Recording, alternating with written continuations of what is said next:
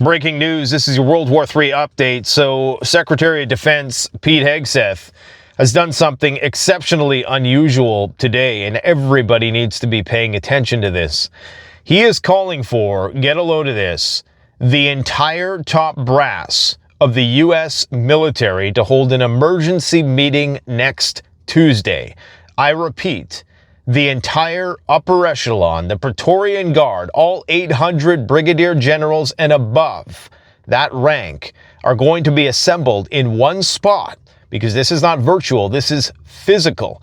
Maybe they'll make some exception with the admirals, but all of the top officers in the U.S. military will be concentrated in one spot next Tuesday at Quantico Marine Corps Base in Virginia. Now, people need to zoom the timeline out just a few days to understand the significance of this. People who are close to this matter are saying this is highly unusual.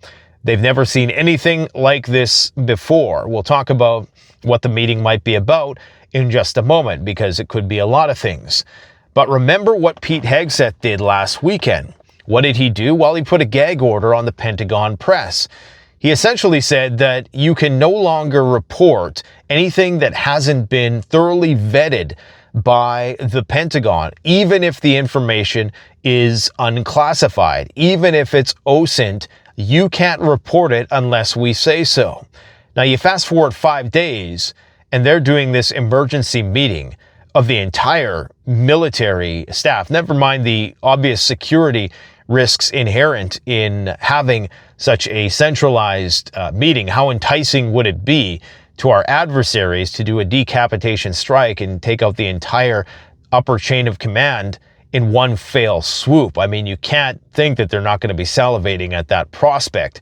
I mean, if there ever was a time to do something, that would be it if you're Russia and China. I don't think that's going to happen, but this is very unusual considering the timeline. Now, let's just zoom out a few more days. So what do we have? We have all of the NATO stuff on the border, the incursions in the Polish airspace, the shooting down of jets on the 20th. Hegseth comes out with this gag order with the Pentagon. And then on the 23rd, Trump does a 180 on Ukraine and says, not only do we support Ukraine in taking back their entire country, something he just a week ago or so said that was impossible, but also he encourages Ukraine to maybe even go even further into Russia. Well, not encourage, but says they might even go even further. Obviously a veiled threat that the United States will support them in that initiative if it rises, which I doubt it's going to happen for some time. Regardless, now today to call a meeting of your entire upper chain of command, I mean, this is how it's like we're watching a movie here. Now, in terms of what the purpose of this might be, is this a psyop? Is this just a photo op? Is this a pep rally? Is this a purge? Because the U.S. military has become incredibly top heavy in management. Is this some sort of alignment move?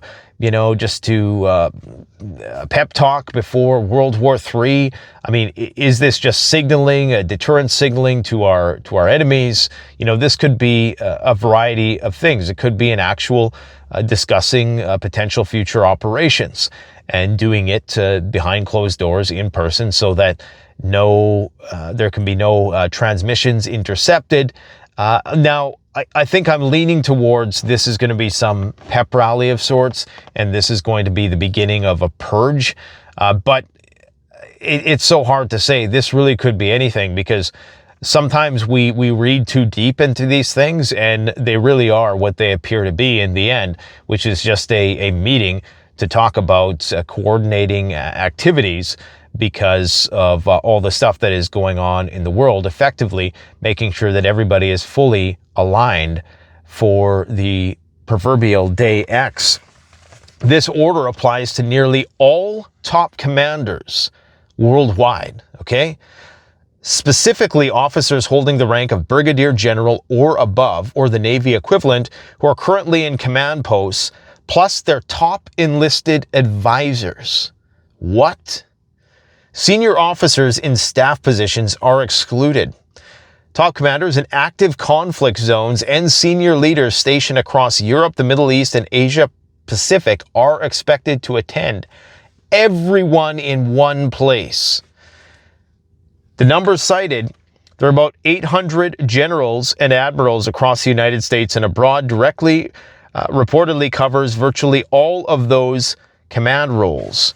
And again, this is highly unusual. So what are the potential purposes? Like I said, synchronization of coordination of activities, alignment. There could be classified briefings associated with this. This could just be deterrence signaling to our adversaries. This could all just be a ruse, and they're going to start shit this weekend to make our enemies think that they have the weekend to prepare. They've done this sort of thing before. This could be just to make sure that communications is all ironed out in such case that there's a Article 5 invocation. This could be something related to homeland defense and critical infrastructure, as the saying goes, enemies, foreign, and of course, domestic. What it certainly signals is a higher state of alert across the U.S. military. So this is not to be dismissed. This is very unusual. People will think that that's normal, but removing the top guy from your entire global operations is, I'm not even sure if that's ever been done before. I'm sure it has, during the Cold War or something, but people who are familiar with this stuff are saying that they've never seen anything like this in their lifetimes. So it's mildly concerning, to say the least. Now, in terms of what is going on the war rhetoric front, there's a lot going on. Now, in terms of the Russian-NATO back and forth, the Russian ambassador to France, Alexei Meshkov, says that if NATO shoots down a Russian plane, it will cause a war with the North Atlantic Alliance. How else could it be considered, he says. Mark Rutte responds and says they support shooting down Russian aircraft that violate alliance airspace and says members have a right to respond. Sergei Lavrov responds to Mark Rutte. He's the Russian foreign minister, and he says the following: NATO and the European Union have declared war on Russia through Ukraine. That is a serious statement when you know how circumspect Lavrov is with his words. To hear him say something like that is fairly significant. Now, here is how Mark Rutte, the Secretary General of NATO, dismisses Lavrov's statements. Lavrov has been Russia's foreign minister since the birth of Jesus Christ, as if that's necessarily a bad thing. And since then, anything useful came out of his mouth. So let's not pay too much attention to Mr. Lavrov. That is highly dismissive of a foreign diplomat, even if it is Lavrov. Usually, Lavrov's not the kind of guy that's even members of NATO badmouth in that sort of way, because he is so measured in his responses. Now, yesterday, and I believe this was just hours ago, in fact, I reported that there was an incident in the Alaska Air Defense Identification Zone, and apparently it was 2 Russian Tu-95 bombers and 2 Su-35 jets that entered Alaskan airspace. What? Or is that just close to? Because if they entered Alaskan airspace, I think there would be trouble. But I think that's just the Air Defense Identification Zone. That's not necessarily their airspace, like their territorial airspace. This led to the United States deploying an E-3 Sentry aircraft and 4 F-16 fighter jets. Now, it gets spicier. Zelensky says today, if Russia won't end the war, Kremlin officials should make sure they know where the nearest bomb shelter is. The arrogance of that statement. Dmitry Medvedev responded and said, that's how you know that it just went to his head. Look how fast it went to his head. I mean, you're lipping off to a country that has more nuclear weapons and could completely destroy your country in 5 minutes if they wanted to. It's like a chihuahua. I mean, it's a chihuahua versus a pit bull. Russia can use weapons. This is what Medvedev said. Russia can use weapons a bomb shelter won't protect against. Americans should also keep this in mind. Wow. So Medvedev's on a tear once again. You see, yesterday, it appeared as though that he was sort of bracketing his statements and that he was reined in a little bit, but he just threatened to go to nuclear war with the Americans. That's serious. So I would expect that Donald Trump might respond to him at some point. I just got to read that again because that's a crazy statement, right? He's saying Russia can use weapons a bomb shelter won't protect against, and Americans should also keep this in mind. And the Russians aren't dumb. People think that a nuclear war is going to be limited to Europe. It's not, because they know that at the end of the day, this is all underwritten by the United States. Trump said the following today, that Putin must stop the war in Ukraine that has caused so many deaths. So just kind of reiterating the same sentiments that he sent out yesterday. Now, in terms of what's going on with the Denmark and Nordic drone incursions, Latvian Foreign Minister to Reuters said that Denmark told allies that drone incursions were carried out by a state actor, but didn't specify who. They claim up until this point that they don't have evidence that it was the Russians just yet. But they are, according to Danish Defense Minister, they're saying that this is certainly not a coincidence. It looks systemic. I would define it as a hybrid attack. There is still no direct military threat against Denmark, however. Denmark's Prime Minister spoke with Mark Rutte about the serious situation related to drones over Danish airports and agreed that NATO would work with Denmark on what we can do together to ensure safety and security. Now, I'm not sure if this constitutes triggering of Article 4, but I know there was a conversation about that yesterday as to whether or not this would be triggered. So we have Poland, we have Estonia, and now we have Denmark within the span of a couple weeks, either talking with NATO or actually triggering Article 4. Poland has revised their rules of engagement. They're now set to revise legislation on overseas military operations to allow its forces to intercept Russian objects such as drones over Ukraine without prior NATO or European Union approval. I repeat, that is serious. Poland is set to revise legislation on overseas military operations to allow its forces to intercept Russian objects, such as drones, not over their own airspace, but over Ukraine. That's effectively a no-fly zone, because that's a slippery slope, because they're going to say, well, we presume based on its approach, angle, trajectory, whatever, that it was going to enter into our country, so we shot it down. The Russians have said that would be an act of war without prior NATO or European Union approval. So does that mean that this would not elicit Article 5? That this would void Article 5 if they acted in their own interests without NATO approval? Possibly. And that, of course, is setting the stage for a broadening of the conventional war, because then Russia at least wouldn't have to worry about Article 5 being triggered, which would be a war with NATO, which they could only fight with nuclear weapons. There was 2 Russian surveillance satellites observed or detected, I suppose, pursuing satellites used by Germany's armed forces. So the Russians are not only trying to find out where submarines are, but they're also tailing satellites, and they have the ability to take out satellites in space. And once that happens, it's Kessler syndrome, and we're effectively landlocked on this planet, and we ain't going to Mars like Elon wants.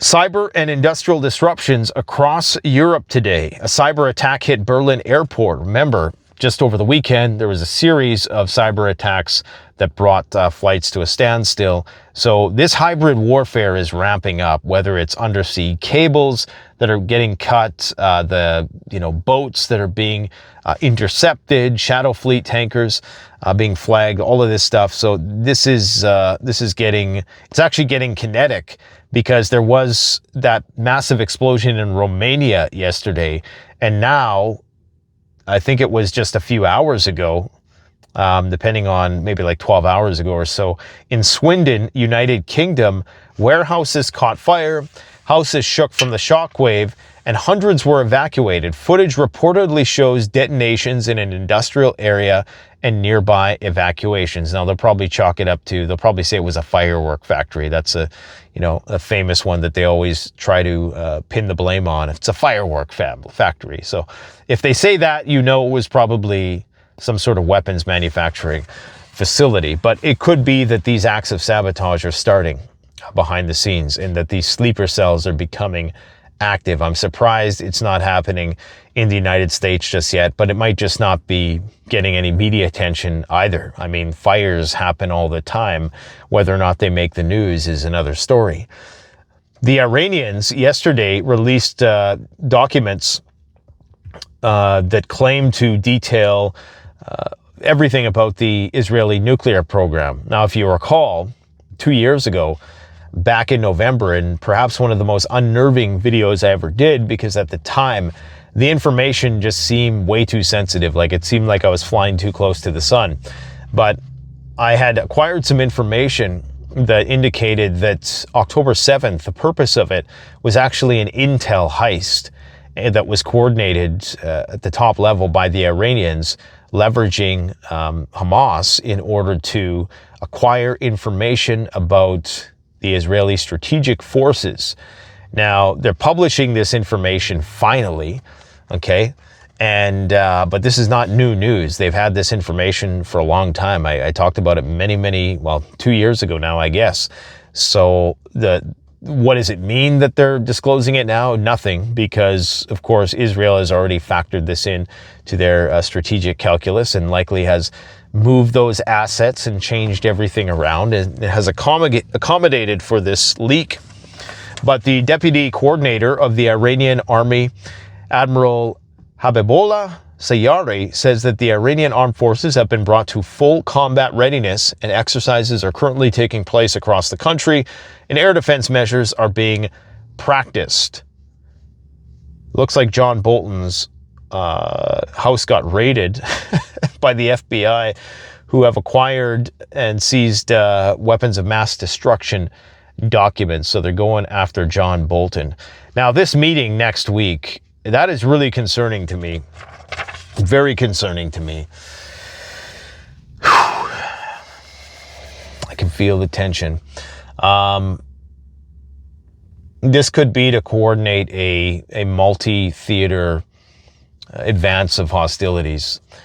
This could be, getting everybody on board for the big one. This really could be that could be what this is. I mean, I'm going to lean towards a 70% chance that this is some kind of, purge and pep rally and audit of the bloated managerial class in the U.S. Armed Forces, but it could be much worse than that. There's a 30% chance that this is it, that it's just what it looks like.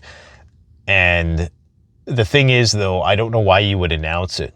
There's no need to announce something like that. You would do that in secret.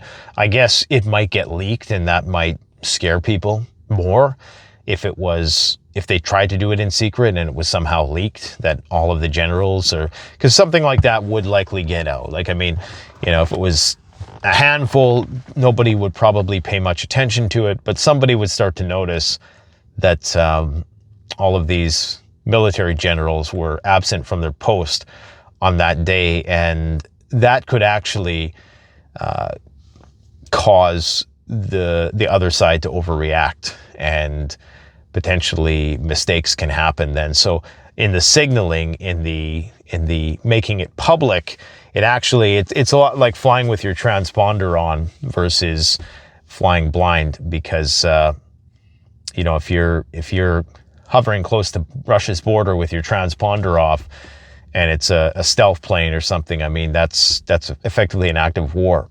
So that could be announced for de-escalatory purposes. This could just be, again, optics, but it could also be a ruse. So do not be surprised if something big happens this weekend and we come to find later on that was just to get, countries to put their guard down because they thought they had time. This would not be uncommon. So that's what's going on. I'll keep you guys up to date. It's midday, so we might do another update later on today. Thanks for watching. Canadian Prepper out.